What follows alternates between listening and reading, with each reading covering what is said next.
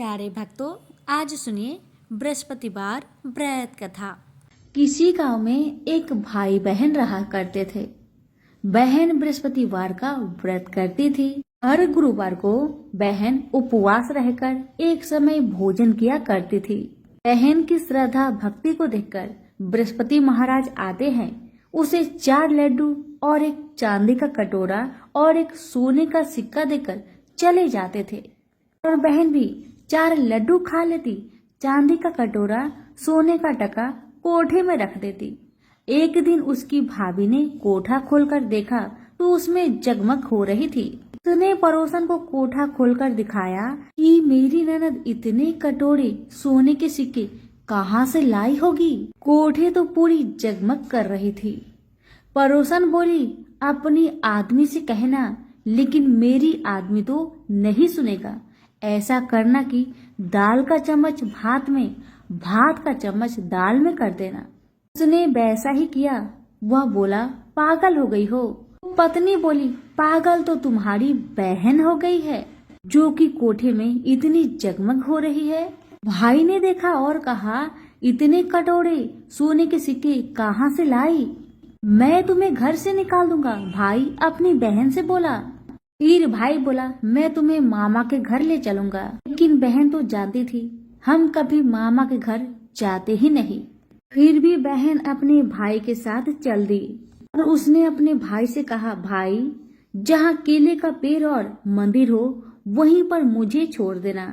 भाई ने वैसा ही किया। हाँ, भाई को केले का पेड़ और मंदिर दिखा। भाई ने बहन को वहीं पर छोड़कर अपने घर को चला गया। बृहस्पतिवार का दिन था। बहन ने केले की पूजा करी, कहानी कही।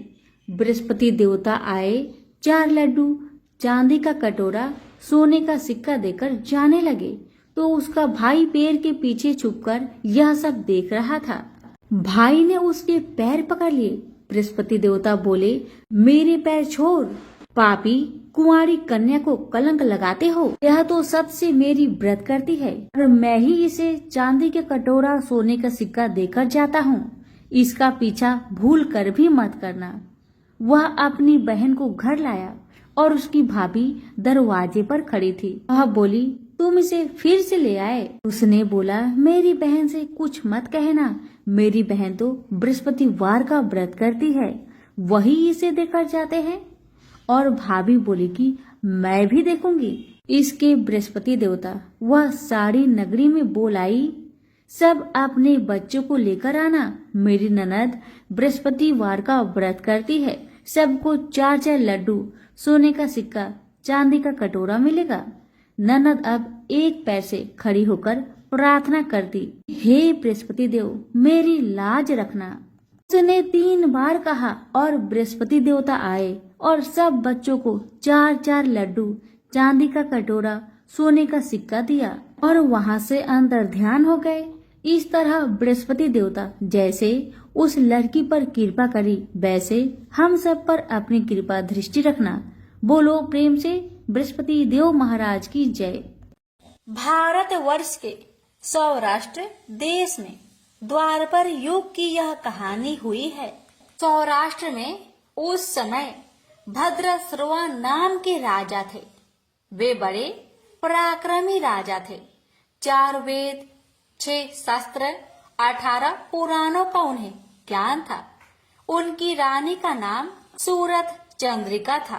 रानी देखने में सुंदर और सुलक्षणा थी तथा पतिव्रता थी। उन दोनों को 7 पुत्र तथा उनके बाद एक कन्या का वरदान मिला था। कन्या का नाम श्याम बाला था। एक बार महालक्ष्मी जी के मन में आया कि जाकर उस राजा के राज प्रसाद में रहे। इससे राजा को दुगनी धन दौलत की प्राप्ति होगी और वह इस धन दौलत से अपनी प्रजा को और सुख दे पाएगा। गरीब के घर अगर रहे और उन्हें धन दौलत प्राप्त हो तो वह स्वार्थी की तरह केवल अपने ऊपर ही खर्च करेगा। यह सोचकर श्री महालक्ष्मी जी ने बूढ़ी ब्राह्मण स्त्री का रूप धारण किया। हाथ में लाठी लिए लाठी के सहारे रानी के द्वार तक पहुंची। यद्यपि उन्होंने बूढ़ी औरत का रूप धारण किया था, पर उनके चेहरे पर देवी का तेज था। उन्हें देखते ही एक दासी सामने आई। उसने इनका नाम, धाम, काम, धर्म पूछ डाला। वृद्ध ब्राह्मण का रूप धारित माता लक्ष्मी ने कहा, बालिके, मेरा नाम कमला है। मेरे पति का नाम भुवनेश है। हम द्वारिका में रहते हैं। तुम्हारी रानी पिछले जन्म में एक वैश्य की पत्नी थी। वह वैश्य गरीब था। दरिद्र के कारण हर रोज घर में झगड़े होते थे तथा उसका पति रोज उसे मारता था। इन बातों से तंग आकर वह घर छोड़कर चली गई तथा वन जंगल में खाली पेट भटकने लगी। उसकी इस दुर्दशा पर मुझे दया आई, तब मैंने उसे सुख संपत्ति देने वाली श्री महालक्ष्मी जी की कथा सुनाई। मेरे कहने पर उसने श्री महालक्ष्मी जी का व्रत किया। श्री महालक्ष्मी जी प्रसन्न हुई, उसकी गरीबी दूर हुई, उसका घर संसार दौलत संतति संपत्ति से भर गया। बाद में पति पत्नी दोनों परलोक सिधारे। लक्ष्मी व्रत करने के कारण वे लक्ष्मी लोक में रहे। उन्होंने जितने साल महालक्ष्मी जी का व्रत किया उतने हजारों साल उन्हें सुख भोग मिला। इस जन्म में उनका जन्म राजघराने में हुआ है, परंतु वह श्री महालक्ष्मी जी का व्रत करना भूल गई है। उसे यह याद दिलाने मैं यहाँ आई हूँ। बुढ़िया की बातें सुनकर दासी ने उन्हें प्रणाम किया तथा श्री महालक्ष्मी जी का व्रत किस तरह किया जाए इस बारे में पूछा। बुढ़िया रूप धारण किए हुए श्री महालक्ष्मी माता ने दासी को पूजा की विधि तथा महिमा बताई। इसके बाद वह दासी माता को प्रणाम कर रानी को बताने अंदर चली गई। राज वैभव में रहते हुए रानी को अपने ऐश्वर्य का बहुत घमंड हुआ था। संपत्ति तथा अधिकार के वजह से वह उन्मत्त हो गई थी। दासी द्वारा बताई गई बुढ़िया की बातें सुनकर वह आग बबूला हो गई और राजद्वार पर आकर बुढ़िया रूपी श्री महालक्ष्मी पर बरस पड़ी। उसे यह मालूम नहीं था कि श्री महालक्ष्मी माता बुढ़िया का रूप धारण किए द्वार तक आई हैं, परंतु रानी का इस कदर रुख बर्ताव तथा अपना अनादर देखकर माता ने वहां ठहरना ठीक ना समझा। वे वहां से चल पड़ी। राह में उन्हें राजकुमारी श्यामबाला मिली। उन्होंने श्यामबाला को सारी बात बताई। श्यामबाला ने अपनी ओर से श्री महालक्ष्मी माता से क्षमा मांगी। माता को उस पर दया आई। उन्होंने श्यामबाला को श्री महालक्ष्मी व्रत के बारे में बताया। उस दिन अगहन यानी मार्गशीर्ष माह का पहला गुरुवार था। श्यामबाला ने परम श्रद्धा से श्री महालक्ष्मी जी का व्रत रखा। फल स्वरूप राजा सिद्धेश्वर के सुपुत्र मालाधर से उसका विवाह हुआ। वह धन दौलत ऐश्वर्य वैभव से माला माल हो गई। पति के साथ ससुराल में आनंद से दिन बिताने लगी। इधर श्री महालक्ष्मी का रानी पर प्रकोप हुआ। फलस्वरूप राजा भद्रसर्वा का राज्य एवं राज कारोबार नष्ट हो गया, जहाँ तक कि खाने की लाले पड़ गए।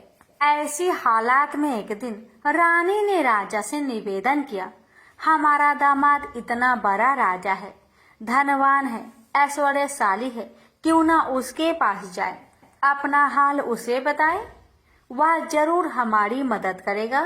इस बात पर राजा भद्रसर्वा दामाद के पास रवाना हुए। राज्य में पहुंचकर एक तालाब के किनारे थोड़ी देर विश्राम लेने के लिए ठहरे। तालाब से पानी पीने आते जाते दासियों ने उन्हें देखा। उन्होंने विनम्रता से उनकी पूछताछ की। जब उन्हें यह मालूम हुआ कि वे रानी श्यामबाला के पिता है, तो दौड़ते हुए जाकर उन्होंने रानी को सारी बात बताई। रानी ने दासी के हाथ राज परिधान भेजकर बड़े ठाट से उनका स्वागत किया तथा आदर सत्कार किया, खान पान करवाया। जब वे लौटने लगे तो सोने की मोहरों से भरा घड़ा दिया। राजा भद्रश्रवा जब वापस लौटे तो उन्हें देखकर रानी सूरत चंद्रिका खुश हुई। उन्होंने सोने की मोहर से भरे घड़े का मुख खोला और हाय भगवान, घड़े में धन के बदले कोयले मिले। ये सब श्री महालक्ष्मी जी के प्रकोप से हुआ। इस प्रकार दुर्दशा में और कई दिन बीत गए। इस बार रानी स्वयं अपनी कन्या के पास गई। वह दिन अगहन माह का अंतिम गुरुवार था। श्यामबाला ने श्री महालक्ष्मी का व्रत किया, पूजा की, अपनी माता से भी व्रत करवाया। इसके बाद रानी अपने घर आई। श्री महालक्ष्मी का व्रत रखने पर उसे फिर से अपना राजपाट, धन दौलत, ऐश्वर्य प्राप्त हुआ। वह फिर से सुख शांति आनंदमय जीवन बिताने लगी। कुछ दिनों बाद राजकन्या श्यामबाला अपने पिता के घर आई। उसे अपने घर देखकर सूरत चंद्रिका को पुरानी बातें याद आई। यही कि श्यामबाला ने अपने पिता को घड़ा भर कोयला दिया था और उसने तो कुछ भी नहीं दिया था। इसी कारण श्यामबाला को पिता के घर आने पर उसका कोई आदर आतिथ्य नहीं हुआ, बल्कि अनादर हुआ। पर उसने इस बात का बुरा नहीं माना। अपने घर लौटते समय उसने पिता के घर से थोड़ा नमक ले लिया। अपने घर लौटने पर उसके पति ने पूछा, अपने मायके से क्या लाई हो? इस पर उसने जवाब दिया, वहाँ का सार लाई हूँ। पति ने पूछा, इसका मतलब क्या हुआ? श्यामबाला ने कहा, थोड़ी धीरज रखे, सब मालूम हो जाएगा। उस दिन श्यामबाला ने सारा भोजन नमक बिना डाले ही बनाया और परोसा। पति ने खाना चखा, सारा खाना नमक बिना था, इसलिए स्वाद न आया। फिर श्यामबाला ने थाली में नमक डाला, इससे सारा भोजन स्वादिष्ट लगने लगा। तब श्यामबाला ने पति से कहा, यही है वह मायके से लाया हुआ सार। पति को उसकी बात सही लगी। फिर वह दोनों हंसी मजाक करते हुए भोजन करने लगे। कहा गया है कि इस तरह जो कोई श्रद्धा भाव से श्री महालक्ष्मी जी का पूजा करे, उसे माता की कृपा प्राप्त होती है, सुख संपत्ति शांति प्राप्त होती है, सभी मनोकामनाएं पूरी होती है। परंतु यह सब प्राप्त होने पर माता की पूजा को भूलना नहीं चाहिए। हर गुरुवार को व्रत पाठ अवश्य करना चाहिए। इस तरह श्री महालक्ष्मी जी की महिमा भक्तों की मनोकामना पूरी करती है।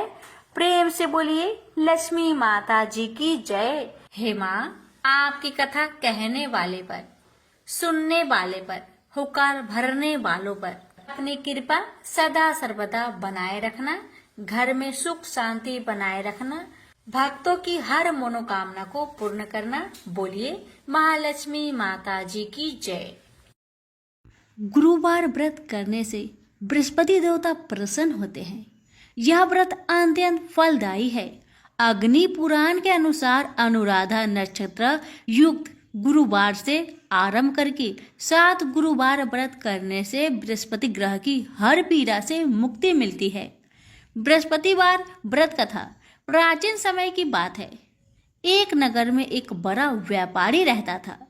वह जहाजों में माल लाद कर दूसरे देशों में भेजा करता था, परंतु उसकी पत्नी अत्यंत कंजूस थी। वह किसी को एक दमड़ी भी नहीं देनी चाहती थी।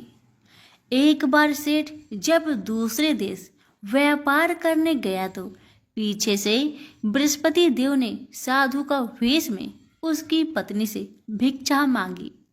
व्यापारी की पत्नी बृहस्पति देव से बोली, हे साधु महाराज, मैं इस दान और पुण्य से तंग आ गई हूँ। आप कोई ऐसा उपाय बताए जिससे मेरा सारा धन नष्ट हो जाए और मैं आराम से रह सकूं। मैं यह धन लुटता हुआ नहीं देख सकती। बृहस्पति देव ने कहा, हे देवी, तुम बड़ी विचित्र हो। संतान और धन से कोई दुखी होता है? अगर अधिक धन है तो इसे शुभ कार्यों में लगाओ, कुंवारी कन्याओं का विवाह कराओ, विद्यालय और बाग बगीचों का निर्माण कराओ। ऐसे पुण्य कार्य करने से तुम्हारा लोक परलोक सार्थक हो सकता है। परंतु साधु की इन बातों से व्यापारी की पत्नी को खुशी नहीं हुई। उसने कहा, मुझे ऐसी धन की आवश्यकता नहीं है जिसे मैं दान में दूं। तब बृहस्पति देव बोले, यदि तुम्हारी ऐसी इच्छा है तो तुम एक उपाय करना। 7 बृहस्पतिवार घर को गोबर से लिपना, अपने केशों को पीली मिट्टी से धोना, केशों को धोते समय स्नान करना, व्यापारी से हजामत बनाने को कहना, भोजन में मांस मदिरा खाना, कपड़े अपने घर धोना। ऐसा करने से तुम्हारा सारा धन नष्ट हो जाएगा। इतना कहकर बृहस्पति देव अंतर्ध्यान हो गए। व्यापारी की पत्नी ने बृहस्पति देव के कहे अनुसार 7 बृहस्पतिवार वैसा ही करने का निश्चय किया। केवल 3 बृहस्पतिवार बीते थे कि उसके समस्त धन संपत्ति नष्ट हो गई और वह परलोक सिधार गई। जब व्यापारी वापस आया तो उसने देखा कि उसका सब कुछ नष्ट हो चुका है। उस व्यापारी ने अपनी पुत्री को सत्वाना दी और दूसरे नगर जाकर बस गया। वहां वह जंगल से लकड़ी काट कर लाता और शहर में बेचता। इस तरह वह अपना जीवन व्यतीत करने लगा। एक दिन उसकी पुत्री ने दही खाने की इच्छा प्रकट की, लेकिन व्यापारी के पास दही खरीदने के पैसे नहीं थे।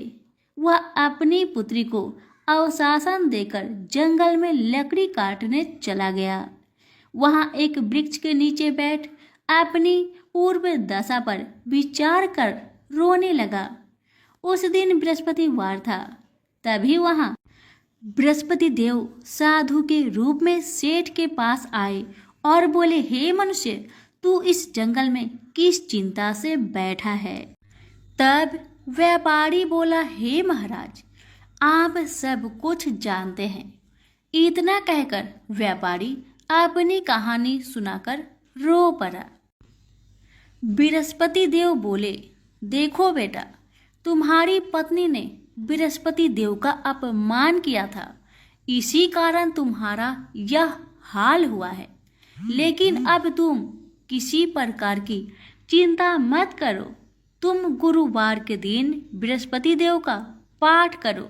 2 पैसे के चने और गुड़ को लेकर जल के लोटे में शक्कर डालकर वह अमृत और प्रसाद अपने परिवार के सदस्यों और कथा सुनने वालों में बांट दो। स्वयं भी प्रसाद और चनरा मिलट लो। भगवान तुम्हारा अवश्य कल्याण करेंगे। साधु की बात सुनकर व्यापारी बोला, महाराज, मुझे तो इतना भी नहीं बचता कि मैं अपनी पुत्री को दही लाकर दे सकूं। इस पर साधु जी बोले, तुम लकड़ियां शहर में बेचने जाना। तुम्हें लकड़ियों के दाम पहले से चौगुने मिलेंगे, जिससे तुम्हारे सारे कार्य सिद्ध हो जाएंगे। उसने लकड़ियां काटी और शहर में बेचने के लिए चल पड़ा। उसकी लकड़ियां अच्छे दाम में बिक गई, जिससे उसने अपनी पुत्री के लिए दही लिया और गुरुवार की कथा हेतु चना गुड़ लेकर कथा की और प्रसाद बांटकर स्वयं भी खाया। उसी दिन परंतु अगले बृहस्पतिवार को वह कथा करना भूल गया। अगले दिन वहां के राजा ने एक बड़े यज्ञ का आयोजन कर पूरे नगर के लोगों के लिए भोज का आयोजन किया। राजा की आज्ञा अनुसार पूरा नगर राजा के महल में भोज करने गया, लेकिन व्यापारी व उसकी पुत्री तनिक विलंब से पहुंचे। अतः उन दोनों को राजा ने महल में ले जाकर भोजन करवाया। जब वे दोनों लौटकर आए तब रानी ने देखा कि उसका खूंटी पर टंगा हार गायब है। रानी को व्यापारी और उसकी पुत्री पर संदेह हुआ कि उसका हार उन दोनों ने ही चुराया है। राजा के आज्ञा से उन दोनों को कारावास की कोठरी में कैद कर दिया गया। कैद में पड़कर दोनों अत्यंत दुखी हुए। वहां उन्होंने बृहस्पति देवता का स्मरण किया। बृहस्पति देव ने प्रकट होकर व्यापारी को उसकी भूल का आभास कराया और उन्हें सलाह दी कि गुरुवार के दिन कैद खाने के दरवाजे पर तुम्हें 2 पैसे मिलेंगे। उनसे तुम चने और मुनक्का मंगवाकर विधि पूर्वक बृहस्पति देवता का पूजन करना। तुम्हारे सब दुख दूर हो जाएंगे। बृहस्पतिवार को कैद खाने के द्वार पर उन्हें 2 पैसे मिले। बाहर सड़क पर एक स्त्री जा रही थी। व्यापारी ने उसे बुलाकर गुड़ और चने लाने को कहा। इस पर वह स्त्री बोली, मैं अपने बहू के लिए गहने लेने जा रही हूँ, मेरे पास समय नहीं है। इतना कहकर वह चली गई। थोड़ी देर बाद वहां से एक और स्त्री निकली। व्यापारी ने उसे बुलाकर कहा कि हे बहन, मुझे बृहस्पतिवार की कथा करनी है, तुम मुझे 2 पैसे का गुड़ चना ला दो। बृहस्पति देव का नाम सुनकर वह स्त्री बोली, भाई मैं तुम्हें अभी गुड़ चना लाकर देती हूँ। मेरा इकलौता पुत्र मर गया है, मैं उसके लिए कफन लेने जा रही थी, लेकिन मैं पहले तुम्हारा काम करूंगी, उसके बाद अपने पुत्र के लिए कफन लाऊंगी। वह स्त्री बाजार से व्यापारी के लिए गुड़ चना ले आई और स्वयं भी बृहस्पति देव की कथा सुनी। कथा के समाप्त होने पर वह स्त्री कफन लेकर घर गई। घर पर लोग उसके पुत्र की लाश को राम नाम सत्य है कहते हुए शमशान ले जाने की तैयारी कर रहे थे। स्त्री बोली, मुझे अपने लड़के का मुख देख लेने दो। अपने पुत्र का मुख देखकर उस स्त्री ने उसके मुख में प्रसाद और चंद्रामृत डाला। प्रसाद और चंद्रामृत के प्रभाव से वह पुनः जीवित हो गया। उसी रात बृहस्पति देव राजा के सपने में आए और बोले, हे राजन, तूने जिस व्यापारी और उसके पुत्री को जेल में कैद कर रखा है वह बिल्कुल निर्दोष है। तुम्हारी रानी का हार वही खूंटी पर टांगा है। दिन निकलता तो राजा रानी ने हार खूंटी पर लटका हुआ पाया।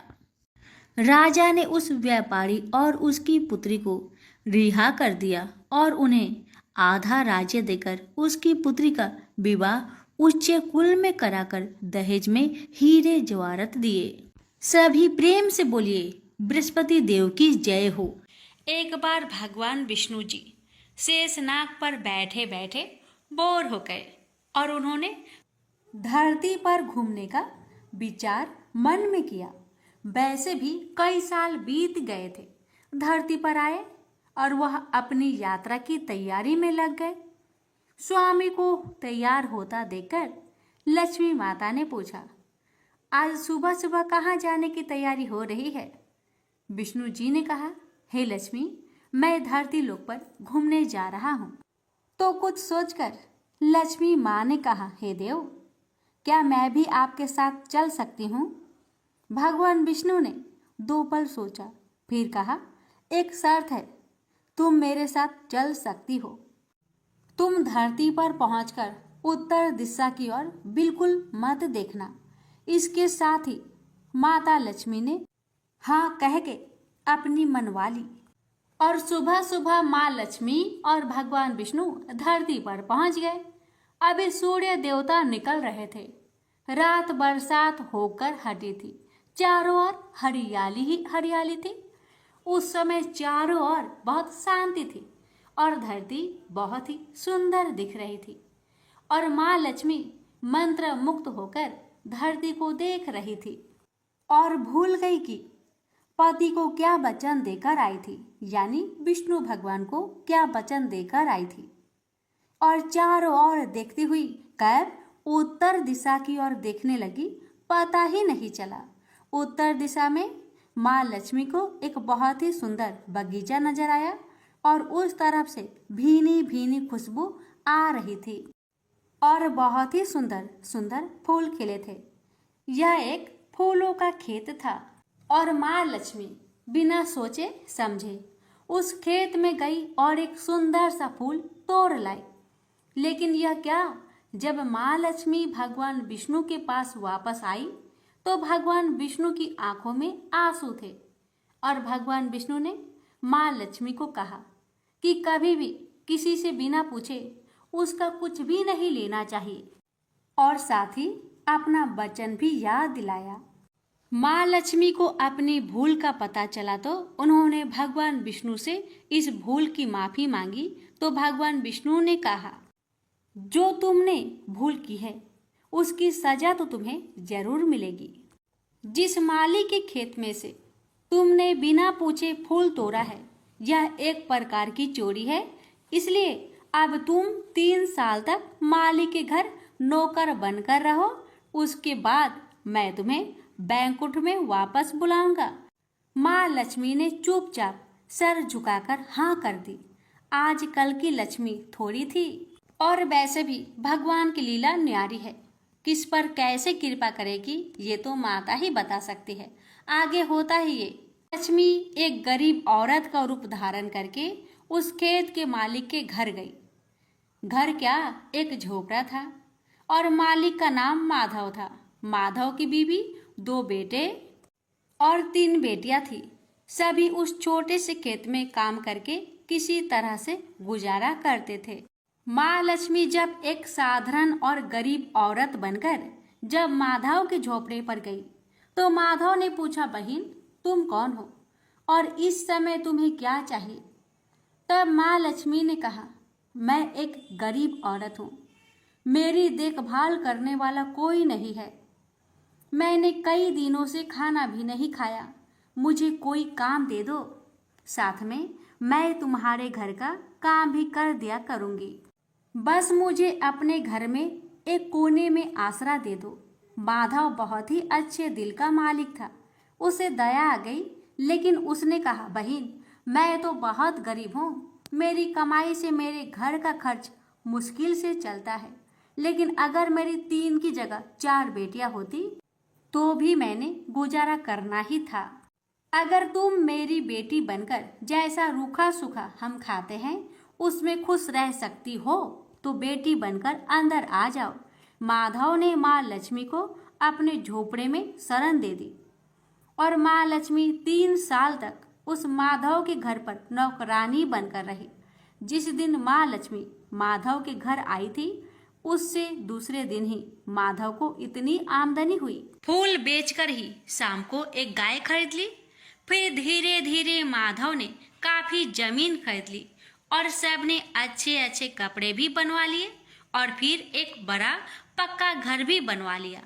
बेटियों और बीबी ने गहने भी बनवा लिए और अब मकान भी बहुत बड़ा बनवा लिया था। माधव हमेशा सोचता था कि मुझे ये सब इस महिला के आने के बाद ही मिला है।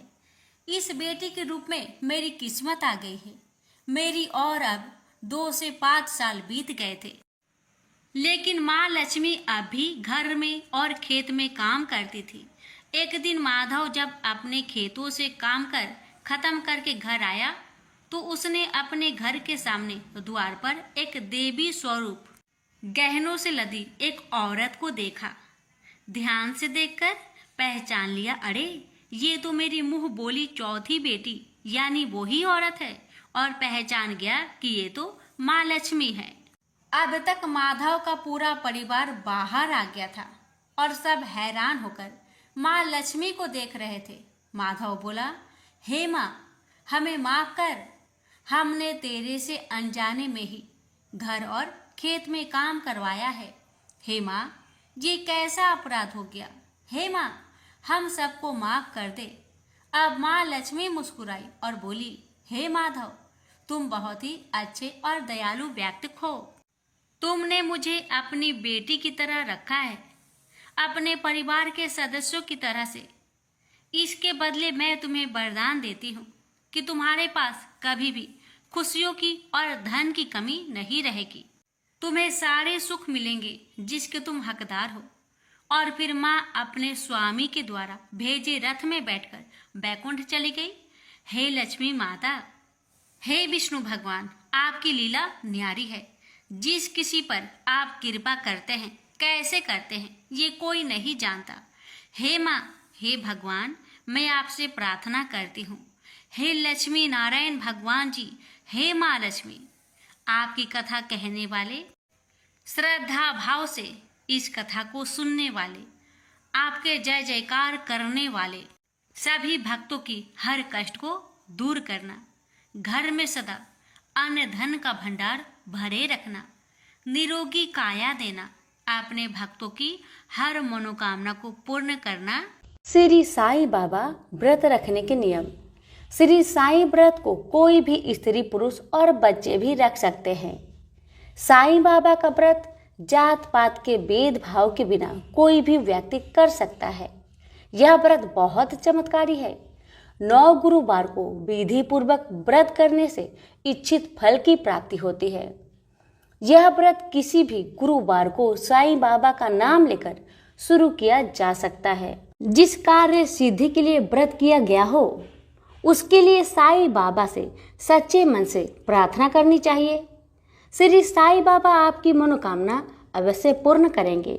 यह व्रत कलाधर लेकर भी किया जा सकता है, जैसे दूध, चाय, फल, मिठाई इत्यादि, अथवा एक समय भोजन मीठा या नमकीन करके किया जा सकता है।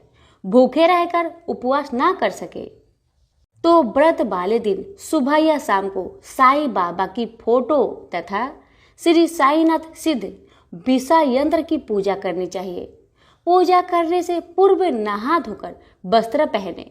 इसके पश्चात पूर्व दिशा में किसी आसन पर कोरा पीला कपड़ा बिछाकर उस पर श्री साईं बाबा की फोटो व साईं यंत्र को स्वच्छ जल से पोंछकर स्थापित करे। चंदन का तिलक लगाए और पीले फूल चढ़ाए और अगरबत्ती तथा दीपक, शुद्ध घी का दीपक जलाकर साईं व्रत की कथा पढ़नी या फिर सुननी चाहिए। तथा जिस कार्य के सिद्धि के लिए व्रत रख रहे हैं, उस कार्य को निर्विघ्न पूरा करने के लिए श्री साईं बाबा की सच्चे मन से प्रार्थना करनी चाहिए और श्री साईं बाबा की आरती करके प्रसाद बांटे तथा स्वयं भी ग्रहण करे। प्रसाद में कोई फल भी, मिठाई अथवा घर में बनाई खिचड़ी बांटे। 9 गुरुवार को यदि संभव हो तो साईं बाबा के मंदिर में जाकर साईं के दर्शन जरूर करें। यदि साईं के मंदिर न जा पाए तो घर पर ही श्रद्धा भक्ति पूर्वक साईं बाबा की पूजा की जा सकती है। यदि व्रत वाले दिन कहीं बाहर जाना हो या यात्रा पर हो तो व्रत चालू रखा जा सकता है या फिर उस गुरुवार को छोड़कर अगले गुरुवार को व्रत करें। स्त्रियां यदि व्रत के समय रजवाला होने के कारण अथवा किसी अन्य कारण से व्रत न रख पाए तो उस गुरुवार को 9 गुरुवार की गिनती में न लीजिए और उस गुरुवार के बदले अन्य गुरुवार को व्रत करके 9वें गुरुवार का उद्यापन करें। एक बार मनोकामना अनुसार व्रत पूर्ण करने के बाद फिर मनोकामना कर फिर से साईं व्रत शुरू कर सकते हैं। श्री साईं बाबा व्रत की उद्यापन विधि। 9वें गुरुवार को व्रत पूरा होने पर उद्यापन करना चाहिए। इस दिन कम से कम 5 गरीबों को भोजन कराना चाहिए।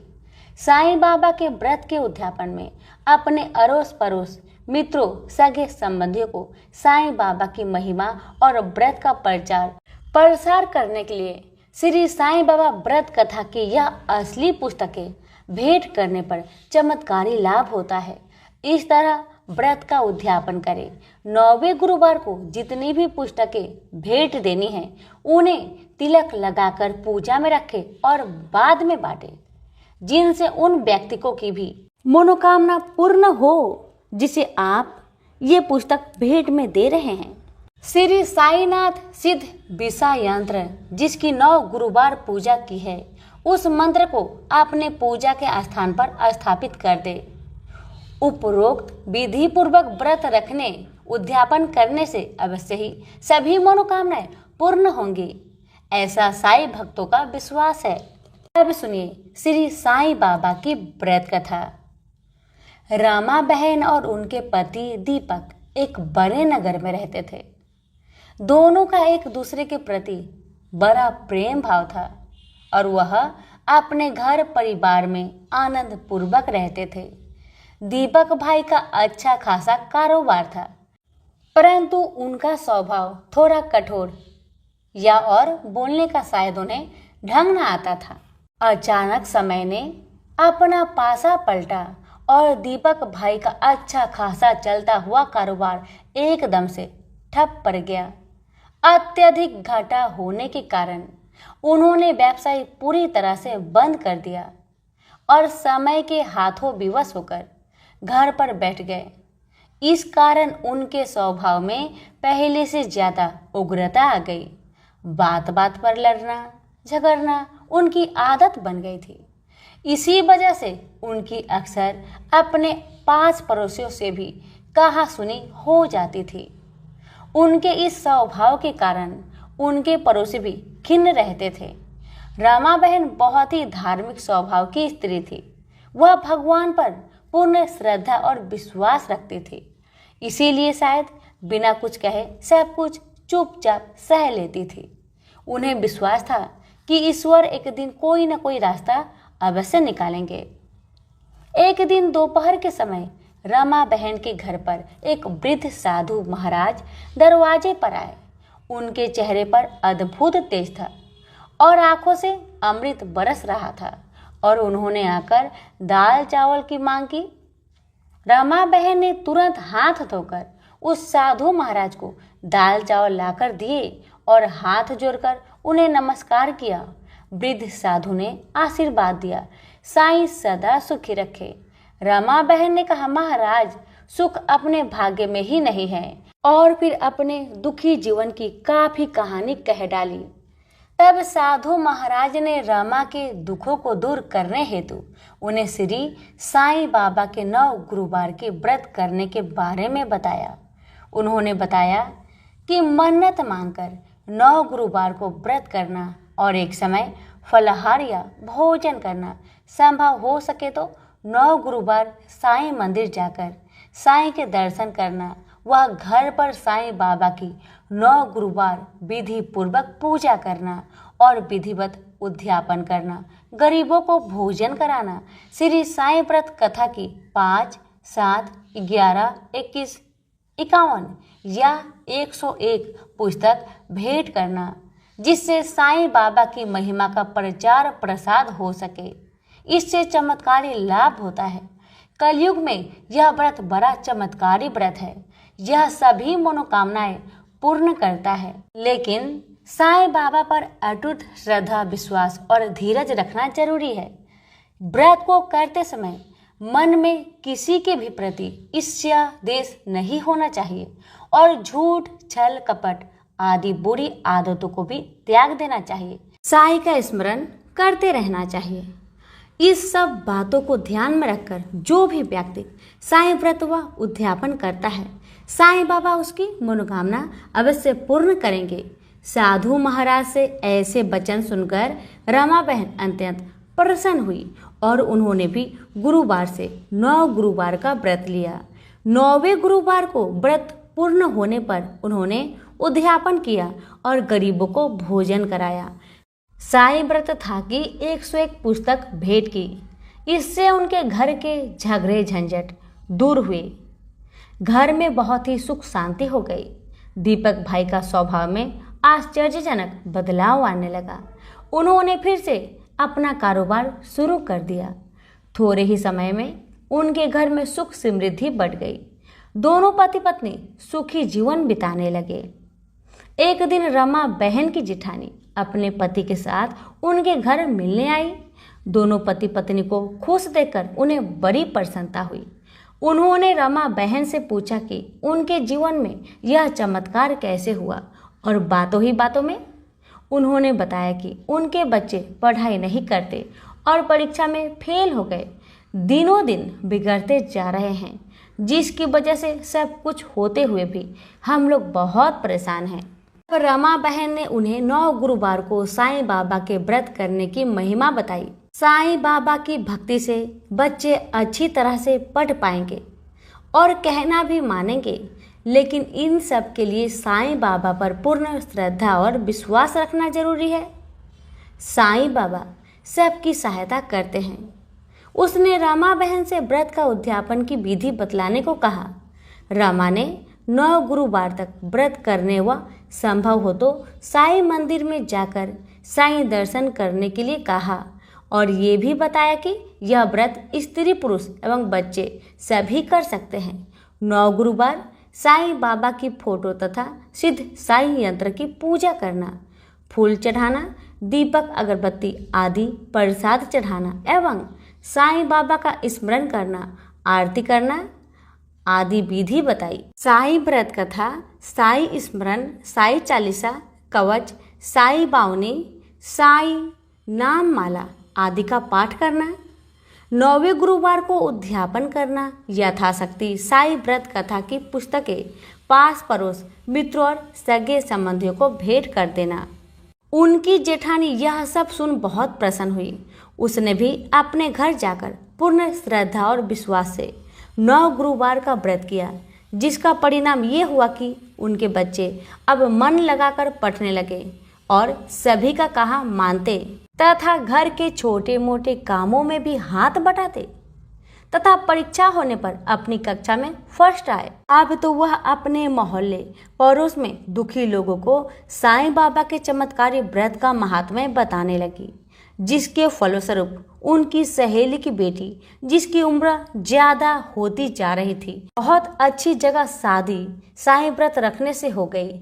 एक पड़ोसन जिनके पति गंभीर रूप से बीमार थे, वो भी साईं व्रत की कृपा से स्वस्थ हो गए और भी ऐसे अनेक अद्भुत चमत्कार हुए थे। रमा बहन ने कहा कि साईं बाबा की महिमा महान है। हे साईं बाबा, जैसे आप लोगों पर प्रसन्न होते हैं, अपनी कृपा करते हैं, वैसे हम पर भी प्रसन्न हो, अपनी कृपा करना और जो भी इस कथा को पढ़े या सुने उसके भी सभी मनोरथ पूर्ण हो। तो सभी मिलकर बोले साईं महाराज की जय। अब सुनिए श्री साईं बाबा की आरती। आरती श्री साईं गुरुवर की, रमानंद सदा सुरवर की, जाके कृपा विपुल सुखकारी, दुख शोक संकट भयहारी, श्रीदी में अवतार रचाया, चमत्कार से तत्व दिखाया, कितने भक्त चरण थर आए, वे सुख शांति चिरंतर पावे, भाव धरे जो मन में जैसा, पावन अनुभव वो ही बैसा, गुरु की ऊदी लगावे तन को, समाधान लाभत उस मन को, साईं नाम सदा जो गावे, सो फल जग में ससवत पावे, गुरु बासर करी पूजा सेवा, उस पर कृपा करत गुरुदेवा, राम कृष्ण हनुमान रूप में दे दर्शन, जानत सो मन में विविध धर्म के सेवक आते, दर्शन इच्छित फल पाते। जय बोलो साईं बाबा की, जय बोलो अवधूत गुरु की, साईं दास आरती को गावे, घर में वसी सुख मंगल पावे। प्रेम से बोलिए श्री साईं बाबा की जय। कथा अच्छी लगे तो दूसरों को शेयर करना ना भूले। धन्यवाद।